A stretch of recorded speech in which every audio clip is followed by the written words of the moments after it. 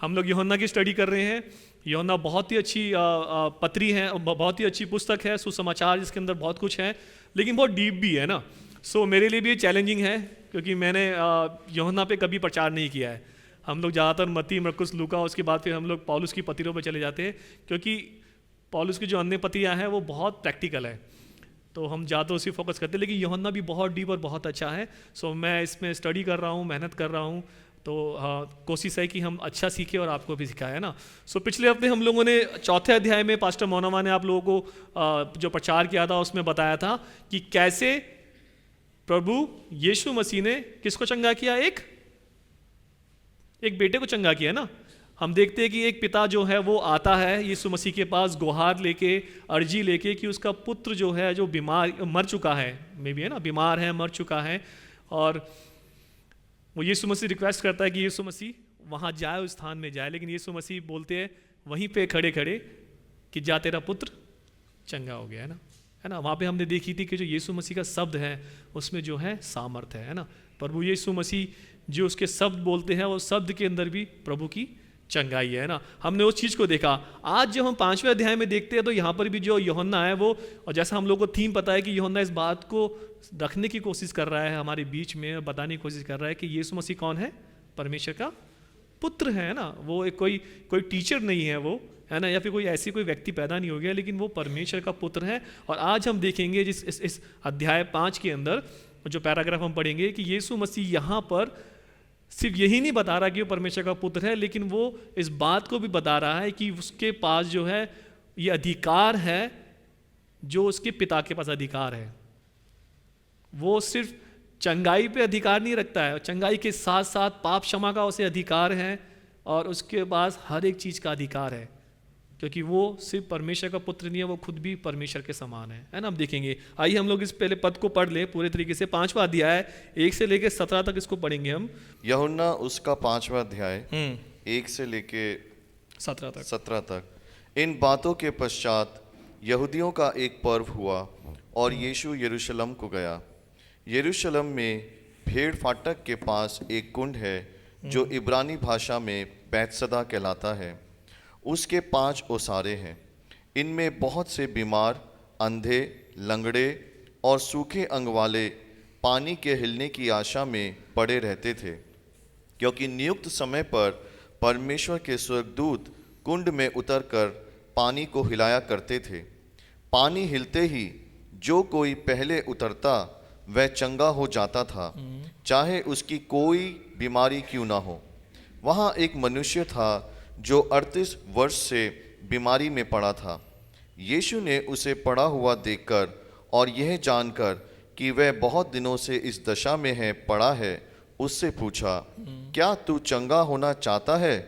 उस बीमार ने उसको उत्तर दिया, हे प्रभु, मेरे पास कोई मनुष्य नहीं कि जब पानी हिलाया जाए तो मुझे कुंड में उतारे, परंतु मेरे पहुँचते पहुँचते दूसरा मुझसे पहले उतर जाता है। यीशु ने उससे कहा, उठ, अपनी खाट उठा और चल फिर। वह मनुष्य तुरंत चंगा हो गया और अपनी खाट उठाकर चलने फिरने लगा। वह सब्त का दिन था, इसलिए यहूदी उससे जो चंगा हुआ था कहने लगे, आज तो सब्त का दिन है, तुझे खाट उठाना उचित नहीं। उसने उन्हें उत्तर दिया, जिसने मुझे चंगा किया उसी ने मुझसे कहा, अपनी खाट उठा और चल फिर। उन्होंने उससे पूछा, वह कौन मनुष्य है जिसने तुझसे कहा खाट उठा और चल फिर? परंतु जो चंगा हो गया था वह नहीं जानता था कि वह कौन है, क्योंकि उस जगह में भीड़ होने के कारण यीशु वहाँ से हट गया था। इन बातों के बाद वह यीशु को मंदिर में मिला। यीशु ने उससे कहा, देख, तू चंगा हो गया है, फिर से पाप मत करना, ऐसा न हो कि इससे कोई भारी विपत्ति तुझ पर आ पड़े। उस मनुष्य ने जाकर यहूदियों से कह दिया कि जिसने मुझे चंगा किया वह यीशु है। इस कारण यहूदी यीशु को सताने लगे, क्योंकि वह ऐसे काम सब्त के दिन किया करता था। इस पर यीशु ने उनसे कहा, मेरा पिता अब तक काम करता है और मैं भी काम करता हूँ। वचन के पढ़े जाने और अमल किए जाने पर आशीष हो। आमीन। Thank you. सो ये जो आप लोगों ने पढ़ी, यहाँ पर एक 38 वर्ष के व्यक्ति को चंगा करने की स्टोरी है पूरी, है ना। लेकिन ये सिर्फ एक चंगा करने की स्टोरी नहीं है।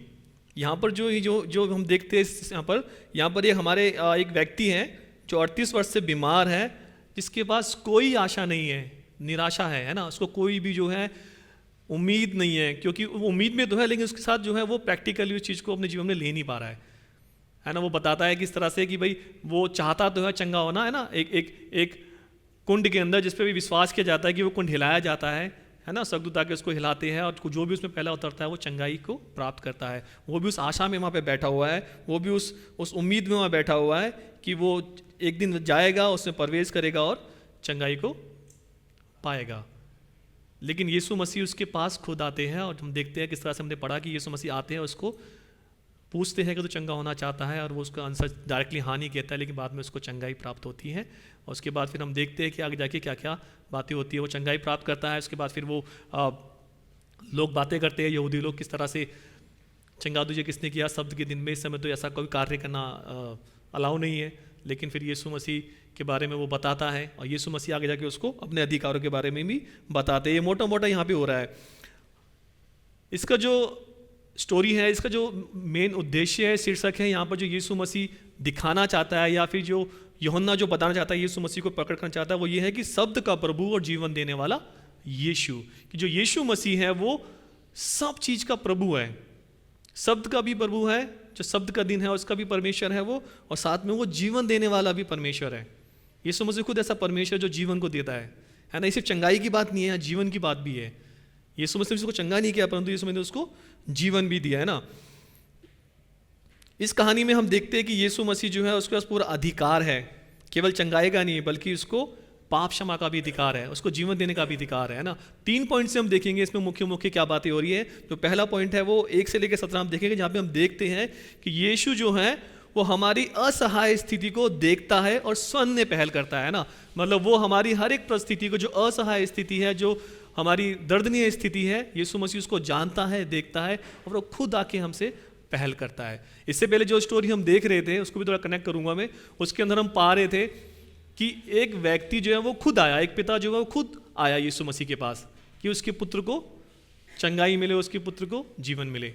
लेकिन यहाँ पे यीशु मसीह जो है वो खुद इस व्यक्ति को चुन रहे हैं, इस व्यक्ति के पास वो आ रहे हैं। वचन कहता है कि यीशु जो है बैतसैदा के कुंड के पास पहुंचा, जहां बहुत से बीमार, अंधे, लंगड़े और सूखे हुए लोग पड़े थे। और यीशु मसीह ने जो है वहां पे देखा कि यीशु ने उस व्यक्ति के ऊपर नजर करी जो कितने साल से, 38 साल से इस उम्मीद में बैठा हुआ कि उसको क्या मिलेगी, चंगाई मिलेगी। यीशु ने उसको नहीं परंतु एक विशेष व्यक्ति को चुना।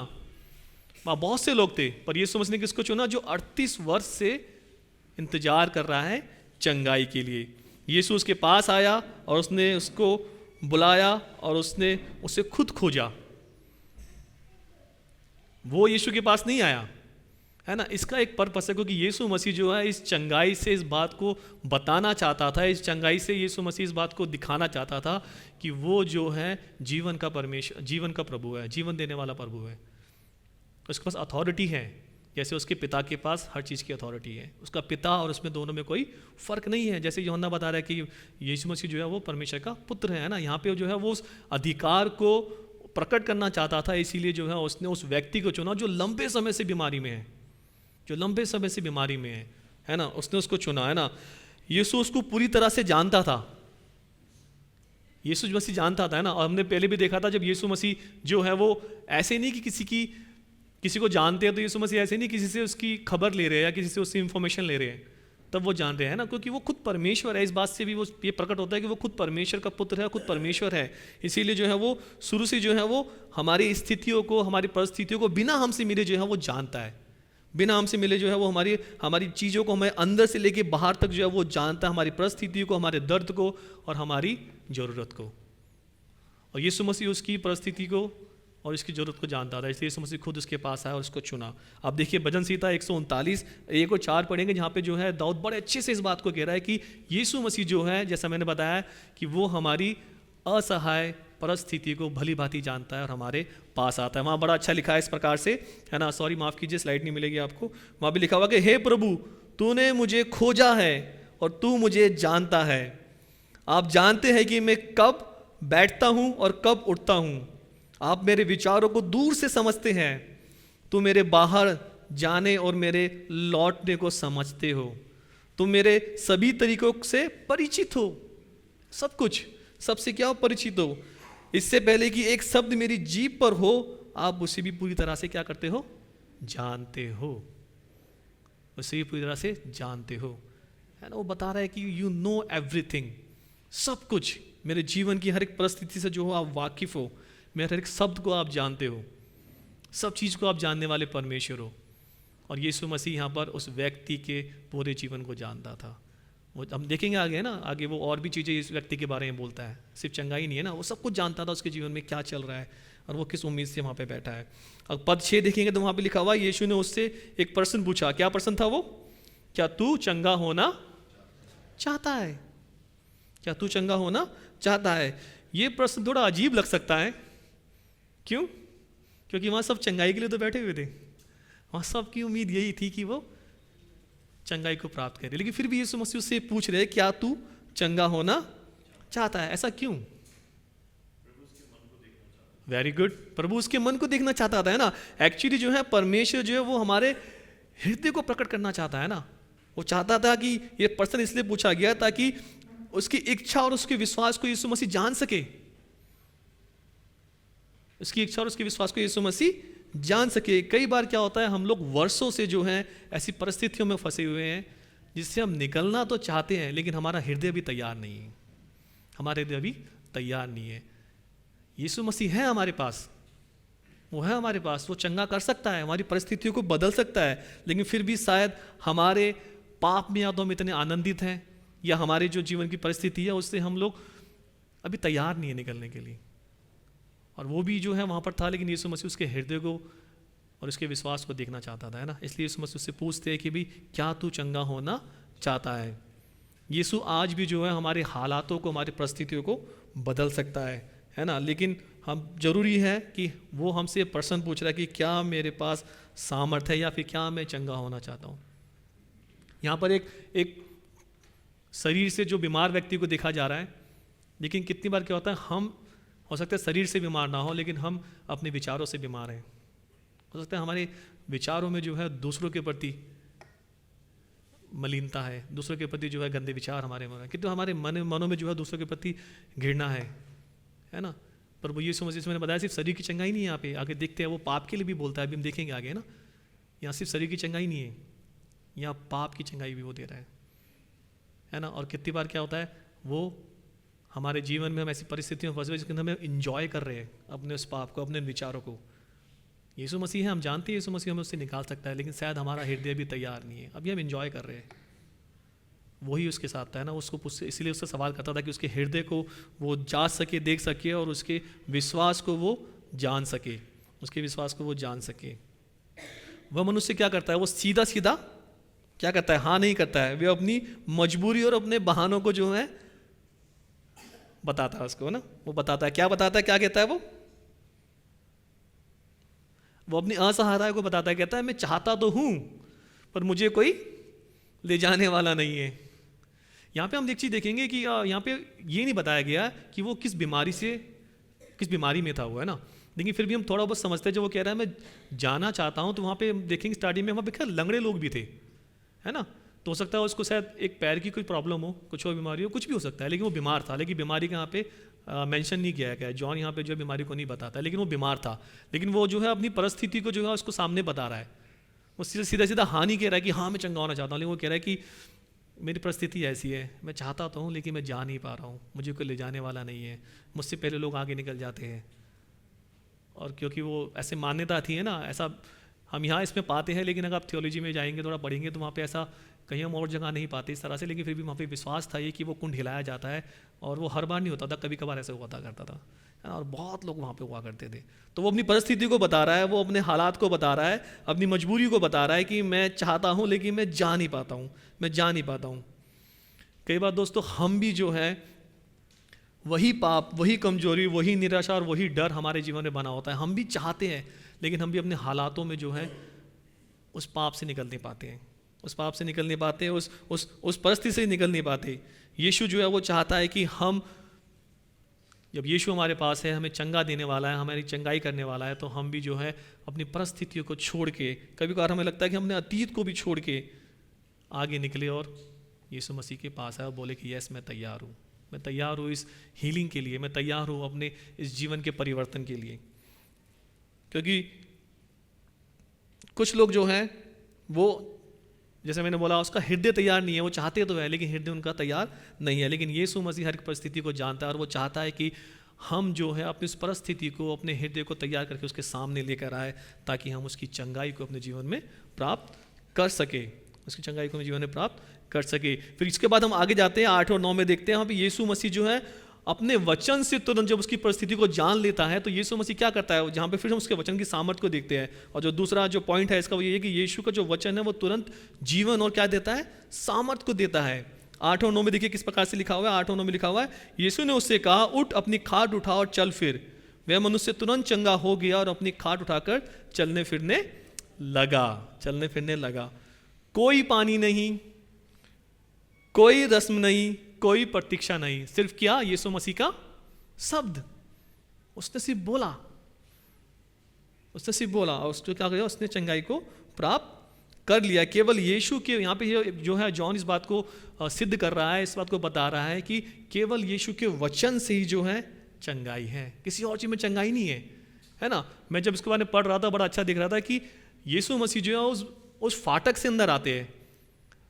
उस फाटक के बारे में हम जॉन जो है आगे इस बात को लिखता है, उस फाटक से आना भी यीशु मसीह का बहुत जरूरी था। ये पूरा जो इवेंट था, ये सब कुछ प्लानिंग के तहत था, क्योंकि यीशु मसीह जो है वो हम आगे देखते हैं कि वो मेमना है, और जो भेड़ का जो फाटक था वहां से सिर्फ भेड़ आया करती थी। और किस लिए आया करती थी, पाप की बलि के लिए, बलिदान के लिए। वहां पे और भी बहुत सारे रास्ते थे, लेकिन जो भेड़ का फाटक जहां पे हम यहाँ पढ़ते हैं वो बहुत करीब था उस कुंड के, और उस कुंड से सिर्फ भेड़ें आती थी, जाती नहीं थी, क्योंकि भेड़ जो है वो आती थी और बलियों के, पाप बलि के लिए वहाँ पे उनको चढ़ाया जाता था, है ना। और ये टेंपल के जो है जस्ट इसके उत्तर पूर्वी की तरफ जो है ये कुंड था, और कहते हैं कि यहाँ पे एक नहीं 2 कुंड थे। अगर आप देखेंगे ना, मैंने स्लाइड बनाई थी लेकिन मैं दिखा नहीं पाया, आपको दिखाता पूरा मैप। 2 कुंड थे वहाँ पे एक साथ, और वहाँ पे जो है भेड़ आती थी। और यीशु मसीह उस द्वार को ही चुनते आने के लिए, क्योंकि वो बताते हैं कि वो आगे जाके पाप के लिए जो है अपने आप को देने वाले हैं, पाप के लिए देने वाले हैं। देखेंगे हम यूहन्ना 10वें अध्याय में जाएंगे तो वहाँ पे देखेंगे। और यीशु मसीह इस बात को भी सिद्ध कर रहा है कि क्योंकि वहाँ भेड़ आती थी और भेड़ वापस नहीं जाती थी, लेकिन यीशु मसीह अगर 10 का 9 पढ़ेंगे जॉन में, हमें लिखा हुआ है कि मैं वो द्वार हूँ जो मुझमें से आता है और जीवन को पाता है। इसीलिए वहाँ से जाना बहुत जरूरी था, इसलिए इवेंट बहुत जरूरी था, ताकि वहाँ पे बता सके कि वो कौन है, वो जीवन है। मैंने कहा ना, वो यीशु जो है वो जीवन देने वाला शब्द का प्रभु है, इसीलिए उस फाटक से आया, क्योंकि वहाँ भेड़ें आती थी, जाती नहीं थी। लेकिन यीशु मसीह कहता है जो मेरे से होके जाएगा वो अनंत जीवन पाएगा, है ना, वो जीवन को पाएगा, वो वापस भी आएगा अनंत जीवन के लिए, है ना। इसलिए वहाँ से जो है यीशु मसीह आते हैं, और यीशु मसीह यहाँ पे अपने वचन को बोलते हैं, और वचन जो है उसके अंदर ही चंगाई है, वचन की सामर्थ्य है कि यीशु मसीह के मुंह से निकला हुआ जो वचन है उसी में सामर्थ्य है, उसी में चंगाई है, किसी पानी में नहीं है ना। वहाँ यीशु मसीह जो जीवन है वो खुद खड़ा हुआ है ना, और वो व्यक्ति जो है वेट कर रहा है कि कोई हिलाएगा और मैं चला जाऊँगा। यीशु मसीह खुद खड़े हैं, और वहाँ पे वो इस बात को दर्शाते हैं कि चंगाई और जीवन जो है वो मेरे द्वारा ही है, मेरे शब्द के द्वारा है, मेरे बोलने द्वारा, क्योंकि मैं परमेश्वर का पुत्र हूँ। देखिए बड़ा पढ़ लीजिए, काफ़ी अच्छा वचन है, मैं आपको बताऊँगा। भजन संहिता 107 का 20, उसमें बड़ा अच्छा लिखा हुआ है। वहाँ पे देखिए, वहाँ पे क्या कह रहा है भजनकार, वहाँ पे कह रहा है, वहाँ पे इसमें पढ़ देता हूँ आप लोगों के लिए, उसने अपना वचन भेजकर उसे चंगा किया और विनाश से छुड़ाया। देखिए पढ़ लीजिए, लिखा बड़ा अच्छा लिखा हुआ है। वे अपने वचन के द्वारा उनको चंगा करता है, और जिस गड्ढे में वे पड़े हैं उससे निकालता है। यस, किसके द्वारा? अपने वचन के द्वारा। उसके वचन में वो सामर्थ्य है, वचन के द्वारा क्या करता है? चंगा करता है। अगर मत्ती 8:8 पढ़ेंगे तो वहां पे लिखा हुआ है कि हे प्रभु केवल तो अपना वचन कह दे। देखिए पढ़ लीजिए कैसे वहां पे वो बोलता है उसको कि हे प्रभु तो अपना वचन केवल कह दे और तेरा सेवक जो है वो क्या हो जाएगा? चंगा हो जाएगा। देख लीजिए, पढ़िए। सूबेदार ने उत्तर दिया, हे प्रभु, मैं इस योग्य नहीं कि तू मेरी छत तले आए, हाँ, परंतु केवल मुख से कह दे तो मेरा सेवक चंगा हो जाए। हाँ, तू बस कह दे। परमेश्वर उसका विश्वास है, तू सब कह दे। तेरे जो शब्द है, जो तेरा वचन है, जो तेरे मुंह से निकलेगा, उससे जो है मेरा सेवक क्या हो जाएगा? चंगा हो जाएगा। और एक पद और बड़ा अच्छा है, इब्रानियों 4:12, वहाँ पे लिखा है क्योंकि परमेश्वर का वचन कैसा है? जीवित है, सामर्थी है और हर दो धारी तलवार से भी तेज है। यीशु मसीह का वचन जो है जीवित है, क्योंकि यूहन्ना यहाँ पे जब इस बात को रखता है और यीशु मसीह अपने वचन को द्वारा उसको चंगाई देते हैं, तो यूहन्ना जॉन 1:1 दोबारा से रिपीट होता है, जहाँ पे क्या लिखा हुआ है? क्या? आदि में वचन था, वचन था, है ना, वचन ही देदारी हुआ, है ना। ये एक पूरी क्रोनोलॉजी है कि यीशु मसीह, परमेश्वर और वचन तीनों एक ही है। और जॉन इसी बात को रख रहा है कि जिस यीशु मसीह के पास हम हैं, ये विश्वास कर ली कि वो ही परमेश्वर है, उसका वचन भी जो है परमेश्वर है ना। और वही हो रहा है यहाँ पर भी, जो है उसके वचन के द्वारा जो है वो चंगाई को प्राप्त कर रहा है। कभी कभार हम लोग अक्सर ये बात करते हैं कि भी हमारे जो हालात है वो बदल जाएंगे तो हम विश्वास करेंगे उसके वचन पे, है ना। कभी कभार ये होता है कि हमें वचन सिखाता है कि जब यीशु बोलता है तो क्या होते हैं? हालात बदलते हैं। हमारी परिस्थितियाँ जो बदलती है वो यीशु मसीह के वचन से बदलती है, उसके वचन पे विश्वास करने से बदलती है ना। हमें केवल सुनना नहीं है, बल्कि हमें क्या बनना है? उसके वचन को आज्ञाकारिता के साथ अपने जीवन में लागू करना है। यहाँ पर वही हुआ, जब उसने उस वचन को बोला तो उस व्यक्ति ने क्या करा? उसने उसके उस वचन पे विश्वास करके उसको एक्शन में लेकर आया ना। क्या करता है वो? वह मनुष्य तुरंत चंगा होकर अपनी खाट उठाकर क्या करने लगा? चलने फिरने लगा। उसने वेट नहीं किया, उसने अपनी खाट को उठाया और चलने फिरने लगा ना। सिर्फ वचन को हम जानते हैं इतना काफ़ी नहीं है। अब इस बात को याद रखिए कलीसिया, सिर्फ वचन को जानना ही काफ़ी नहीं है, उस पर विश्वास करना है कि जो वचन है वो जीवित परमेश्वर का वचन है, जो वचन है वो खुद यीशु मसीह है। इस बात को विश्वास करके उसको अपने जीवन में अप्लाई करना बहुत ज़रूरी है, तभी आप कार्य को देख पाएंगे, तभी आप आश्चर्य कर्मों को देख पाएंगे, अदरवाइज कोई फ़ायदा नहीं है। बहुत लोग जानते हैं, मैं एक बार जब सिमिलर ऐसा प्रचार कर रहा था तो बता रहा था कि शैतान भी तो यीशु मसीह के वचन को जानता है, नहीं जानता। यीशु की जब परीक्षा हो रही थी तो शैतान वचन से तो बोल रहा था, ही नो एवरीथिंग, लेकिन क्या उसके पास जीवन है? क्या वो सही राह पे है? जो भी है ना, आप देखते हैं शैतान के बारे में, उसके कार्य देखते हैं, सिर्फ गिराना जानता है वो, है ना। तो सिर्फ वचन जानना काफ़ी नहीं है, उस वचन पे विश्वास करना कि जो वचन है वो जीवित है, वो यीशु मसीह है, और उसके द्वारा मेरे जीवन में कार्य हो सकता है और होगा। जब इस तरह से हम आज्ञाकारिता के साथ उसको अपने जीवन में रखते हैं तो होता है। उस व्यक्ति ने भी जो है तुरंत उस पर विश्वास किया कि यस, जो तू बोल रहा है वो सत्य है, तेरा वचन सत्य है। उसने विश्वास किया और वो उठा और अपनी खाट उठा के चलने लगा। यानी 38 साल का बीमार व्यक्ति, जो बिल्कुल निराशा में था क्योंकि वो जा नहीं पा रहा था, यीशु मसीह के बोलने से वो जो है चंगा हो गया। उसके वचन में सामर्थ्य है, उसके वचन में जो है चंगाई है। आज भी यीशु मसीह चाहता है कि ये जो टूटे हुए लोग हैं, जिनके हृदय टूटे हुए हैं ना, जो ऐसा विश्वास नहीं रख पा रहे उसके वचन में ना, यीशु मसीह चाहता है कि वो विश्वास करे, क्योंकि यीशु मसीह का जो वचन है वो असंभव को संभव कर सकता है ना। जो विश्वास करे कि यीशु मसीह का जो वचन है वो जीवित वचन है, वो यीशु मसीह है, इसको ऑर्डिनरी ना समझिए। ये वचन जो बोला जा रहा है ये यीशु मसीह ही है। इस बात को यीशु मसीह यहाँ पे सिद्ध करते हैं कि मैं ही जो हूँ, जो मेरा वचन है मैं ही परमेश्वर हूँ, मेरा जो वचन है वो भी मैं ही हूँ, है ना। मेरे वचन को चंगाई होती है। तीसरा पॉइंट देखेंगे हम लोग, जो 10 से 17 में हम देखते हैं, जहाँ पर बड़ा अच्छा लिखा हुआ है कि यीशु जो है वो शब्द का प्रभु है और जीवन देने वाला परमेश्वर है। यहाँ पर पहली बार, मतलब पहले भी हम देखते हैं, काफ़ी बार इसको प्रकट करते हैं, लेकिन यहाँ पर पहली बार देखेंगे कि यीशु मसीह डायरेक्टली जो है अपने पिता से अपनी समानता को, अपनी तुलना कर रहे हैं। वो बता रहे हैं कि मैं और पिता क्या है, एक ही है। जैसे ही वो मनुष्य चंगा हुआ, वो क्या हुआ? धार्मिक अगुए वहाँ पे आ गए। स्टोरी में ये हो रहा है ना, जैसे ही वो चंगा हुआ तो क्या हुआ? 10वें पद देखेंगे, जब शब्द का दिन था इसलिए यहूदी उससे जो चंगा हुआ था कहने लगे, है ना। जो यहूदी लोग थे, जो धार्मिक लोग थे वहाँ के, वो लोग आए और उससे बात करने लगे ना। क्या कह रहे हैं वो? आज तो सब्त का दिन है, तुझे खाट उठाना उचित नहीं है ना। उसने उससे उत्तर दिया, जिसने मुझे चंगा किया उसी ने मुझसे कहा, अपनी खाट उठाकर चल और फिर, है ना। उन लोगों ने ये नहीं पूछा कि अरे ये आश्चर्य, तू तो 38 साल से वहां बैठा हुआ था, देख रहे हैं। उन लोगों ने ये नहीं पूछा, उन्होंने यहूदी थे और धार्मिक गुरु भी थे उस समय वो, उन्होंने ये नहीं पूछा कि भाई ये जो तू चंगाई तूने प्राप्त करी है उसके लिए उन्हें आश्चर्यक्रम नहीं किया, उसने परमेश्वर की महिमा के लिए नहीं सोचा, उन्होंने ये भी नहीं पूछा ना ये सोचा कि ये परमेश्वर का कार्य है जो 38 साल से व्यक्ति बैठा हुआ है और पानी में भी नहीं गया है, वो जिस व्यक्ति चंगा किया वो कौन होगा, है ना। ये नहीं किया, वो सीधा नियम की बातें कर रहे हैं, क्योंकि ये नियम कहा जाता था।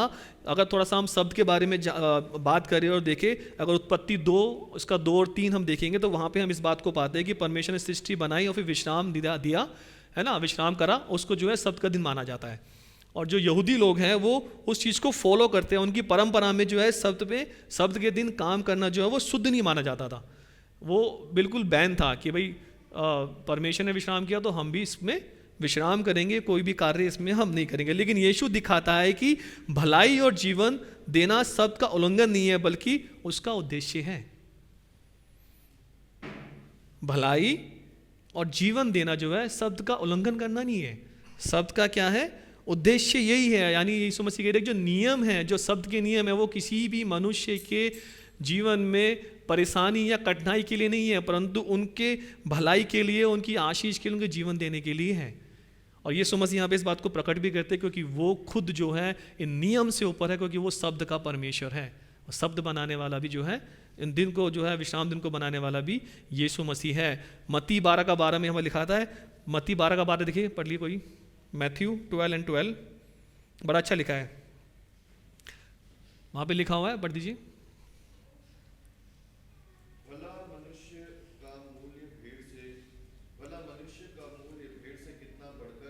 हाँ, इसलिए सब्त के दिन भलाई करना उचित है। Very good. शब्द का दिन जो नियम है वो इसलिए नहीं बनाया लोगों को परेशानी के लिए, ये नियम इसलिए नहीं है। वो कह रहा है कि शब्द के दिन भलाई करना क्या है, उचित है।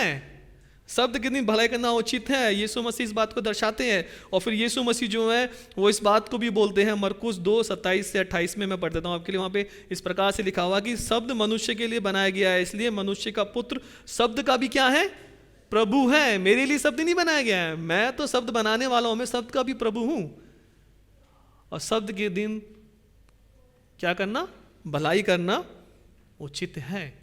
यीशु मसीह यहाँ पे अपनी अथॉरिटी को बता रहे हैं, वो बता रहे हैं कि जो परमेश्वर ने जो उत्पत्ति में जो शब्द ठहराया था, मैं भी वही हूँ, मैं भी वही परमेश्वर शब्द का प्रभु हूँ।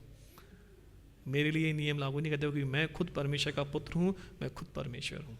यीशु मसीह इस बात को बता रहे हैं, यीशु मसीह इस बात को उनके बीच में इस बात को रख रहे हैं। जो यहूदी लोग थे उनके बीच में इस बात को रख रहे हैं। उनकी आंखों में जीवन नहीं था, उनकी आंखों में क्या था, सिर्फ और सिर्फ नियम थे। उन नियम के बारे में सोच रहे थे कि ऐसे करेगा। तब यीशु ने उनसे कहा, देखिए पढ़ लीजिए, बड़ी अच्छी बात है जहाँ पे वो फिर से इस बात को उजागर कर रहे हैं, समानता को दिखा रहे हैं। क्या बोलते हैं यीशु मसीह उनसे, तब उसने उनसे कहा, शब्द का दिन मनुष्य के लिए बनाया गया है। नहीं, हाँ ठीक है, बढ़ दीजिए। शब्द का दिन मनुष्य के लिए बनाया गया है, ना कि मनुष्य शब्द के दिन के लिए, इसलिए मनुष्य का पुत्र शब्द के दिन का भी स्वामी है। हाँ, वेरी गुड, है ना। और यीशु मसीह जो है 17 पद में देखेंगे, वहाँ बड़ा अच्छा लिखते हैं। वो कहते हैं कि भाई यीशु ने उनसे भी क्या उत्तर दिया, जैसे सारी वार्तालाप हो गई है, यीशु मसीह बता रहे हैं कि नियम जो है लोगों के लिए है ना, मैं तो शब्द का ही परमेश्वर। 17 पद में लिखा हुआ है कि इस पर यीशु ने उनसे कहा, मेरा पिता अब तक काम करता है और मैं भी काम करता हूँ। क्या मतलब है, यीशु मसीह यहाँ पे जो इस बात को बता रहे हैं कि मेरा पिता और मैं एक है। जो काम परमेश्वर करते हैं, कर रहे हैं, वही काम मैं भी कर रहा हूँ। मैं परमेश्वर का पुत्र भी हूँ, मैं शब्द का प्रभु भी हूँ और परमेश्वर का पुत्र भी हूँ। ये यूहन्ना हमारे बीच में इस बात को रखना चाहता है, और जो हमारी थीम भी है कि हम जान पाए कि यीशु मसीह कौन है ना। उसका जो वचन है वो वचन भी यीशु ही है। और यहाँ पे बता रहा है कि मेरा पिता और मैं जो है अलग नहीं है। ये बहुत गहरी बात है ना। यहाँ पे यीशु सुनने को परमेश्वर के समान ठहरा रहा है, कह रहा है कि मैं परमेश्वर के समान हूँ। वो घोषणा करता है कि शब्द के नियम के लिए मनुष्य, शब्द जो है मनुष्य के नियम के लिए है, लेकिन मनुष्य के भले के लिए है, उसके नियमों के लिए नहीं। जो नियम बनाया गया है मनुष्य के भले के लिए है, और वो उसका जो है परमेश्वर है। वो उसका परमेश्वर है, उसका पिता ने वो काम किया, मैं भी वो काम कर रहा हूँ। यहाँ पर जो है यीशु जो है वो अपनी ईश्वरीय पहचान को जो है प्रकट कर रहा है। यीशु मसीह बता रहा है कि जो मेरी पहचान है, जो मेरी आइडेंटिटी है, वो जो क्या है वो परमेश्वर की है। अपनी ईश्वरीय पहचान को बता रहा है कि मेरा पिता और मैं भी, इसका कहने का मतलब है कि यीशु परमेश्वर के समान है। इसी कारण जो है आप देखेंगे 18 पद में आगे जाके जो है यहूदी लोग उसको मरवा डालना चाहते थे कि ये तो यार शब्द के दिन भी काम कर रहा है और अपने आप को बता रहा है कि मैं परमेश्वर के समान हूँ, अपने आप को ईश्वर भी बता रहा है। और 18 पद में ये लिखा हुआ कि इस कारण यहूदी और भी अधिक उसे मार डालने का प्रयत्न करने लगे, क्योंकि वह ना केवल शब्द के दिन की विधि को तोड़ता परंतु परमेश्वर को अपना पिता कहकर अपने आप को परमेश्वर के तुल्य भी ठहराता था। है ना, विश्वास नहीं कर रहे हो। अभी अभी उसने चंगाई को दी है, अभी अभी उसने आश्चर्य कर्म किया है, बिना किसी पानी के, बिना किसी नियम के वो जो है उस 38 साल के व्यक्ति को चंगा कर रहा है। और ये लोग जो है अभी भी उस पर विश्वास नहीं कर रहे हैं, बल्कि उस पर क्या कर रहे हैं, एलिगेशन लगा रहे हैं कि ये तो भाई शब्द के दिन काम कर रहा है, नियमों को तोड़ रहा है, और ये जो है अपने आप को बोल रहा है कि ये तो पिता के समान है, उसका पुत्र बन रहा है, उसको समानता दिखा रहा है ना। लेकिन बाइबल हमें साफ बता दी है कि यूहन्ना अगर 10 का 30 पढ़ेंगे, यहाँ पे साफ साफ लिखा है कि मैं और पिता क्या है। यीशु फिर से बोलते हैं मैं और पिता एक है, मैं और पिता एक है। वो ऐसी इस बात को नहीं बोल रहे कि समानता है हमारी, है ना, मेरे पिता काम करता नहीं और मैं भी काम करता हूँ, नहीं। वो जानता है, क्योंकि वो आगे भी कहता है कि मैं और पिता क्या है, एक है, मैं और पिता केवल एक है। यीशु केवल नियमों की व्याख्या नहीं करता है, वह स्वयं व्यवस्था का क्या है, प्रभु है। इस बात से हम इस बात को जानते हैं, वो सारी व्यवस्थाओं का, सारे नियमों का क्या है, प्रभु है। सारी व्यवस्थाओं का सारे उसका प्रभु है। यीशु मसीह यहाँ पे एक बात और बोलते हैं उसको, इसी पॉइंट के अंदर देखेंगे बीच में हम। तो यीशु मसीह जब उसको चंगाई देते हैं तो क्या बोलते हैं उसको, तो आगे जाके पाप ना करना, ऐसा ना हो तो और भारी विपत्ति आ जाए। अभी ठीक है 38 साल से बीमार है और क्या भारी विपत्ति होगी, लेकिन यीशु मसीह कह रहे इससे भी भारी विपत्ति आ सकती है। जैसे मैंने बताया कि यीशु मसीह, ये कहानी जो है सिर्फ चंगाई की नहीं है, शरीर की चंगाई की नहीं है ना, ये पाप क्षमा की भी है। और बाइबल बताती है, यीशु मसीह खुद कहते हैं कि जो अधिकार मेरे पिता के पास है वो अधिकार पाप क्षमा का मेरे पास भी है, क्योंकि पिता और मैं क्या है, एक है। और यहाँ पे जो है यीशु मसीह उस अधिकार को भी प्रकट करते हैं और वो उस व्यक्ति के पाप को भी क्षमा करते हैं। वो कह रहे कि आगे को पाप मत करना, क्योंकि तो चंगाई जो मिली है तेरे पाप भी क्षमा हुए, तेरे पाप भी क्षमा हुए। और यीशु मसीह यहाँ पे ये चाहते हैं कि जब हमारे चंगाई हमें प्राप्त होती है, उस चंगाई को बनाए रखने के लिए बहुत ज़रूरी है हमारे जीवन यानी हमारी आत्मा का परिवर्तन। यदि हम आत्मिक रीति से पाप करते जा रहे हैं तो कोई फायदा नहीं शरीर की चंगाई का। यदि हम परमेश्वर की चंगाई प्राप्त करते हैं या करना चाहते हैं तो बहुत ज़रूरी है हमारा आत्मिक जीवन का बदलाव, आत्मिक जीवन का बदलाव, यानी हम फ्यूचर में आगे जाके पाप ना करें। और वो उसको वही हिदायत देता है कि तू आगे जाके पाप ना करना, ऐसा ना हो किसी बड़ी विपत्ति में कुछ और बड़ी तेरे पे संकट या दिक्कत तेरे पे आ जाए। तो यीशु मसीह जो है यहाँ पे अंत में जो है इन बातों को प्रकट कर रहे हैं और इस बात को बता रहे हैं कि यीशु मसीह ना केवल क्या शब्द का प्रभु है, उसके वचन से सामर्थ्य है, क्योंकि उसका वचन भी जो है वो खुद परमेश्वर का और जीवित वचन है। और यीशु मसीह यहाँ पे बताते हैं तीसरे पद में कि पिता और वो जो है एक समान है। वो जो ये कर रहे हैं, जो अधिकार है चंगाई का और पाप क्षमा का, वो अधिकार उनके पिता से उनको मिला, क्योंकि पिता और पुत्र दोनों क्या है, एक ही है। यूहन्ना 10:30, वो दोनों जो है एक ही है। ये जो पूरा घटना है ये हमें सिखाती है इस बारे में कि यीशु मसीह जो है वो सच्चा विश्वास और सच्चा जीवन देने वाला परमेश्वर है ना। और ये बताता है इस बात को कि जो परमेश्वर है वो सब पे नियंत्रण रखने वाला परमेश्वर है, क्योंकि वो खुद परमेश्वर है ना, वो सब पे नियंत्रण रखता है ना, शब्द पे भी नियंत्रण है उसका, क्योंकि वो उसका बनाया गया है, हर परिस्थिति पे उसका जो है नियंत्रण है। यीशु केवल चंगाई देने वाला नहीं है, बल्कि वो सब का ही प्रभु है और जीवन का भी स्रोत है ना, वो जीवन का भी स्रोत है।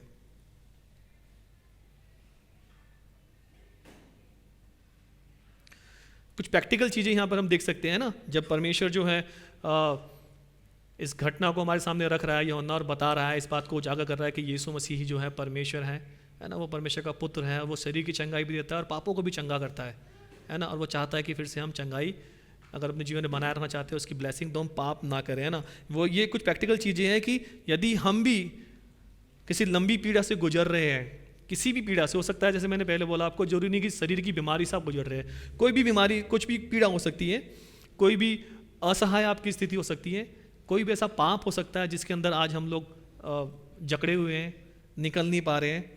तो यीशु मसीह आज हमसे भी पूछ रहा है कि क्या तू चंगा होना चाहता है, क्या तू चंगा होना चाहती है। यीशु मसीह आज हमसे भी पूछ रहा है वही सवाल जो सवाल उसने उस व्यक्ति से पूछा कि क्या तू चंगा होना चाहता है। यदि हम उसकी आवाज़ सुन रहे हैं वचन के द्वारा, क्योंकि वचन जीवित परमेश्वर का वचन है ना, यदि उसकी आवाज़ हम सुन रहे हैं तो उसके वचन पे विश्वास करें और उस वचन को आज्ञाकारिता में बदले, जैसा उस व्यक्ति ने करा। उसने उस व्यक्ति से पूछा क्या तो चंगा होना चाहता है, उसने अपनी सीधा सीधा हानि किया, परिस्थिति को बताया, और उसके बाद जब यीशु ने उसको वचन दिया, उसने उस वचन को विश्वास किया और आज्ञाकारिता के साथ उसको अपने जीवन में लागू किया।